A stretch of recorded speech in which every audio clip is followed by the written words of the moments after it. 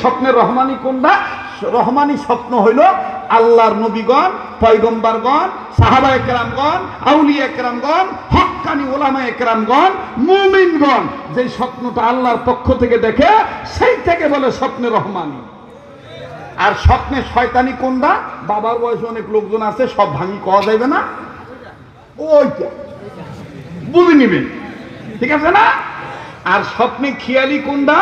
সারাদিন যেটা করে রাইতের বিছনা ছুটি ওইটাই করে, কথা বলি। যেমন ওই যে মাছ বেচিলে মাছ তাজা রাখার জন্য দেখবেন খুচরা মাছ বিক্রেতাওয়ালার আলাদা একটা পাতিল থয়, ওই পাতিলের মধ্যে পানি রাখে, কিছুক্ষণ পর পর পানি ছিটা।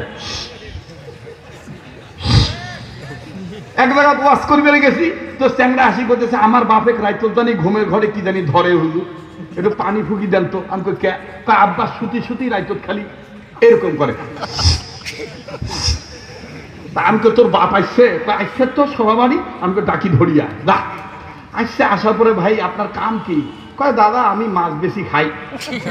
ওই মাছ বেচান কি খুচরা মাছ না পাইকারি? কয় খুচরা। দেখি তো আপনার হাতত দেখি যে পানির দাগ লাগিয়েছে, ফাঁসা ফাঁসা দেখা যায় না, সেতী রোগের মতন সাদা হয়ে থাকে না মাছ বেচাদের।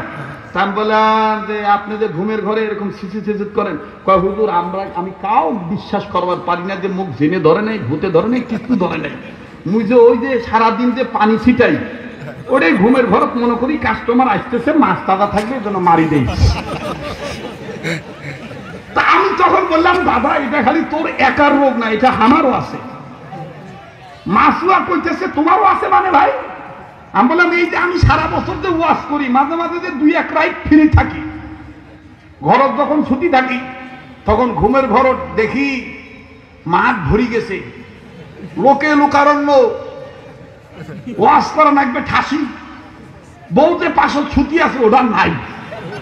মুই তখন কানত হাত দিয়ে দেই, কেন ভাই যান, তখন মুখ ধাক্কা দিয়ে কয় এইটা ওদের মাঠ নয়, ছুটি থাকার ঘর। এইটা কয় স্বপ্নে খেয়ালি, কথা বল ঠিক কিনা? মনের মতন বক্তা ভাই, ঠিক না? আমার জন্য দোয়া করবেন তো।